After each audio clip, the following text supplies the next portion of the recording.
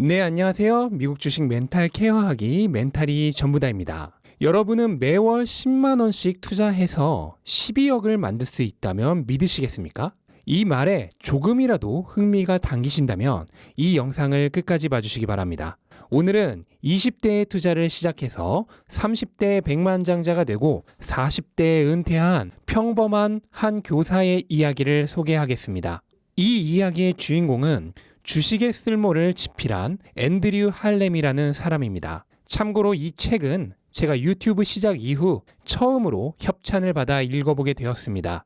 처음이라고 말은 했지만 사실 유일한 협찬입니다. 앤드류 할렘은 평범한 교사 월급만으로 투자를 시작해서 젊은 나이에 부를 거머쥐고 은퇴한 사람입니다. 그는 자기처럼만 하면 누구나 자신과 똑같은 결과를 이루어낼 수 있다고 얘기합니다. 즉, 당신이 20대에 투자를 시작한다면 40대에 은퇴가 가능하고 30대에 투자를 시작하면 50대에 은퇴가 가능하고 40대에 투자를 시작하면 60대에 은퇴가 가능하고 50대에 투자를 시작하면 하여간 그는 부자가 될 수 있는 자기만의 부자 비법으로 총 9가지를 제시하는데요. 제가 바쁘신 여러분들을 위해 그중 가장 중요하다고 생각하는 딱 3가지만 정리해서 설명드리도록 하겠습니다.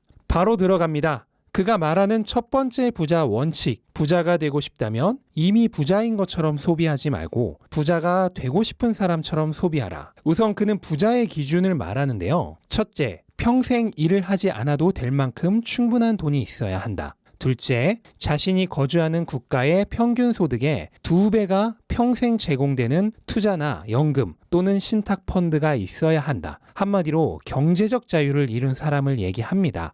그러면서 장기간에 걸쳐 부자가 되는 가장 확실한 방법은 버는 것보다 훨씬 덜 소비하는 습관을 갖는 것이라고 말합니다. 장기간에 걸쳐 돈을 투자할 수 있다면 나머지는 복리가 다 알아서 해줄 것이란 거죠. 워런 버핏은 2006년에 5만 5천 불짜리 캐딜락을 구매했는데요. 이게 그가 샀던 가장 비싼 차입니다. 또한 순자산 1,000만 달러가 넘는 부자들의 최근 자동차 구입 평균 비용이 4만 2천 불에 불과하다고 얘기를 합니다. 오히려 진짜 부자가 아닌 사람들이 자동차 등을 구입하는데 돈을 더 많이 쓴다고 얘기해요.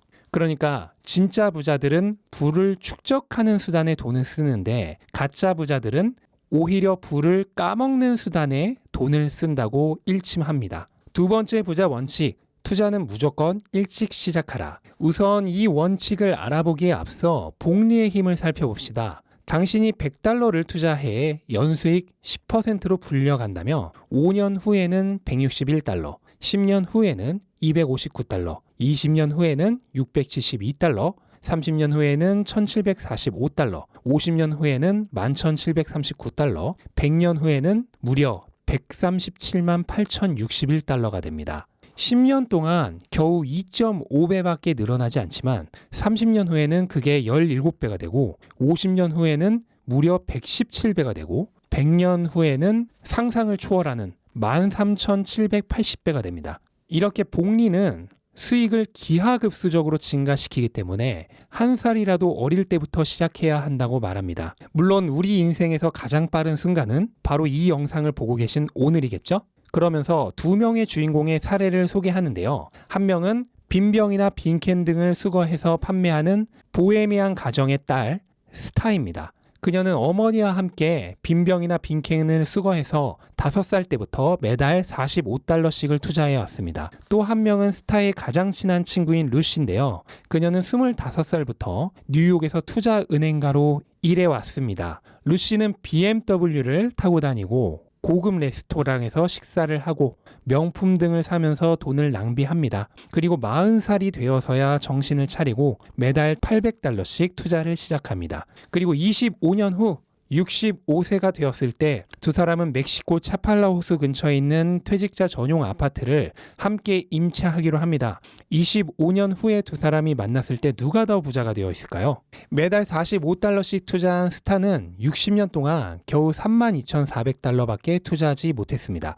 반면 루시는 40살이라는 늦은 나이부터 시작하긴 했지만 매달 800달러라는 금액을 투자했기 때문에 25년간 스타보다 8배 정도 많은 24만 달러나 투자를 합니다. 32,400대 24만. 이렇게만 보면 당연히 루시가 더 부자가 되어 있을 것만 같습니다. 하지만 결과는 스타의 승리입니다. 65세가 되었을 때 스타의 자산은 105만 달러가 되어 있고 루시는 이거보다 훨씬 적은 81만 달러의 자산밖에 손에 넣지 못했습니다. 바로 이게 복리의 힘입니다. 워런 버핏도 여기에 대해서 한마디를 했는데요.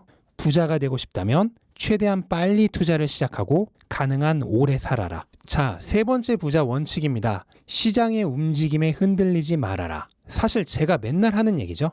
앤드류 할렘은 매매 시점을 예측해서 수익률을 높이는 것보다는 복리의 힘을 이용해서 투자 기간을 길게 갖는 것이 훨씬 중요하다고 얘기하면서 20세기 4명의 전설적 투자자 중 한 명인 존 모글의 말을 인용합니다. 나는 50년간 투자를 해왔지만 시장 매매 시점 예측을 성공적으로 일관성 있게 해낸 사람을 알지 못합니다. 심지어 이런 사람을 알고 있는 사람조차 알지 못합니다. 그는 주식시장이 단기간에 어디로 갈지 예측하려는 것은 수많은 나방무리 중 어떤 나방이 제일 먼저 전구에 타죽을지 예측하려는 것과 같다면서 감정적으로 투자를 하지 말라고 합니다. 특히나 앞으로 5년 이상 추가 매수를 생각하고 있는 사람이라면 시장이 하락할 때 오히려 기뻐할 필요가 있다고 합니다. 매달 월급을 조금씩 투자하는 사람이라면 특히 젊을수록 지금껏 투자한 금액보다 앞으로 투자할 금액이 더 많을 텐데 그렇다면 당연히 할인을 오래 하는 게 더 좋은 것이겠죠.